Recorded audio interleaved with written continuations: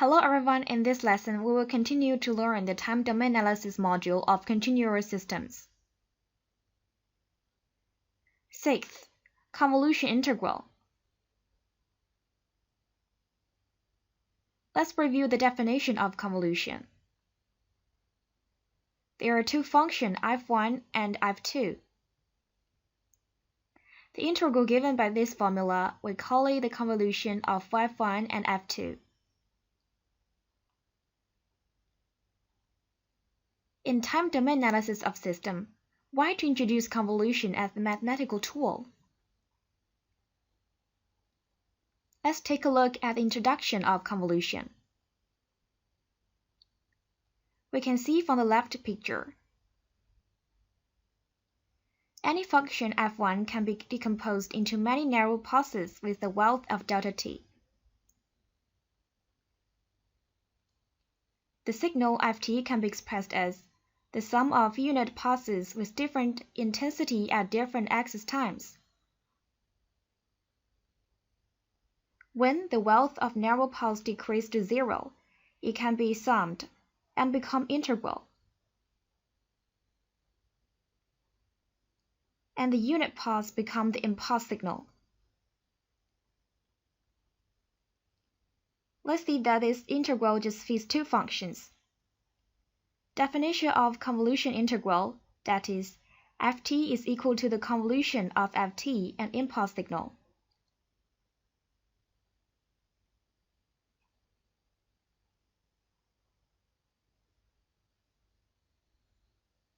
The unit narrow path in the figure acts on the LTI system. For the zero-state response generated on LTI system with zero initial state, we use hnt to express it.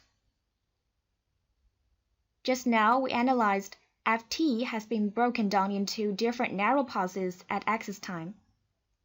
So when these narrow passes are connected to the system, output response that will be generated should be the sum of these passes acting on the response generated by the system. When the path wealth tends to zero, it turns to impulse signal, and the resulted response is the impulse response. Different impulse signals at axis time act on the system, and it produces a zero-state response. Then, according to the linear and time-invariant characteristic of the system, it can be expressed by such an integral. That's exactly the convolution integral between ft and the impulse response of the system. With the mathematical tool of convolution, we can have another way to solve the zero-state response.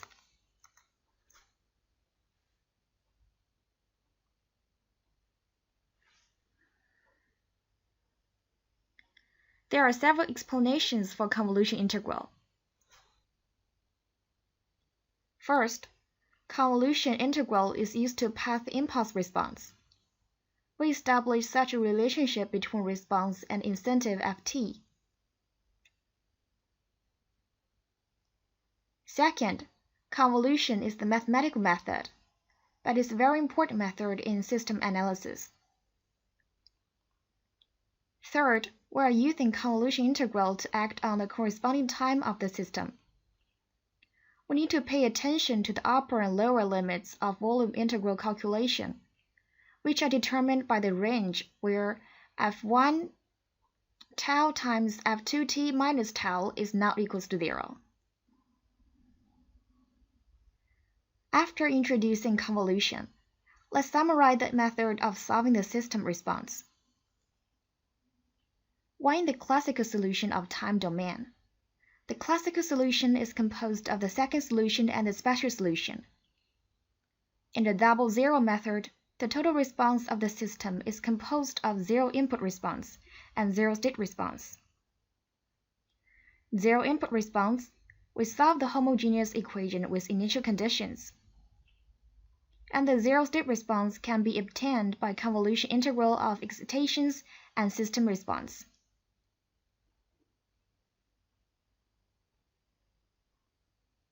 In the calculation of convolution, besides its definition, we can also use its property to solve it.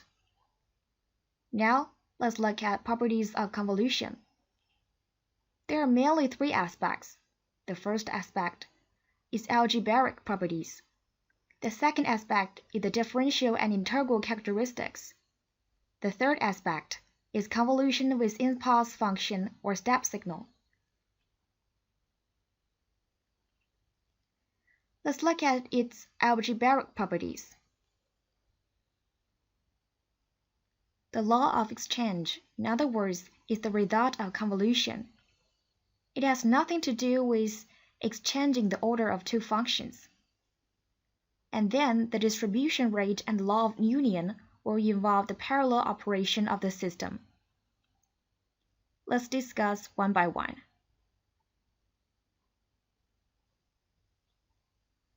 Let's look at the parallel connection of the system. The block diagram of system parallels is as follows. There are two subsystems. The impulse response is H1t and H2t respectively. When the two subsystems are connected in parallel, the output response generated should be equal to the sum of the output response after the excitation acts on the two systems respectively. The impulse response of a composite system composed of different subsystems is the sum of H1t and H2t.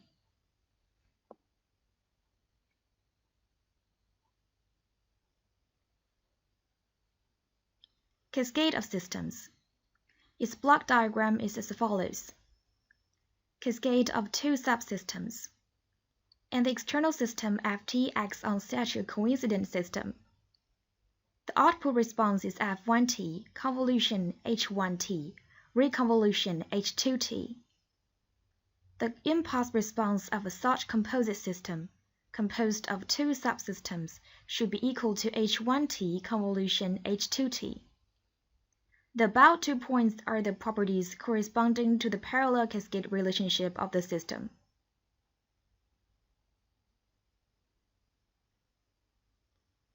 Let's look at the second property, its differential and integral. If gt is equal to the convolution of ft and ht, then the first derivative of gt is equal to ft and impulse response ht's convolution of first derivative.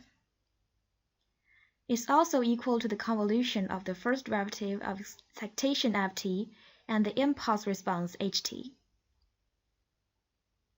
Of course, this property can also be extended to the integral of gt.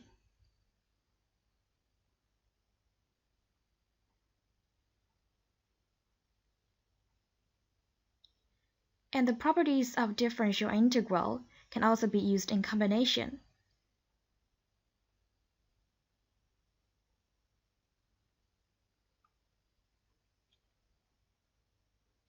You can use this flexibly according to the specific situation.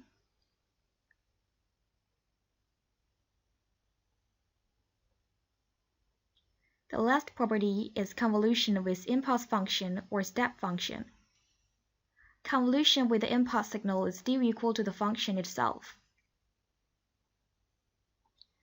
This process uses the exchange law and the sampling property of impulse function. In the first part, the property of sampling has already been introduced.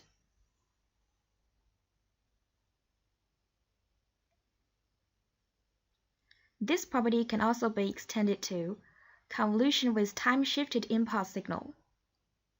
What about further extension? It can be extended to the convolution of any two time-shift signal. Its physical meaning can be understood in this way. If two excitation signals, time shifts T1 and T2 units respectively, then the output will move T1 plus T2 units in time. Here we have several other relations, which are convenient for you to calculate convolution integral. Well, about the property of convolution. That's today's lesson. Thanks.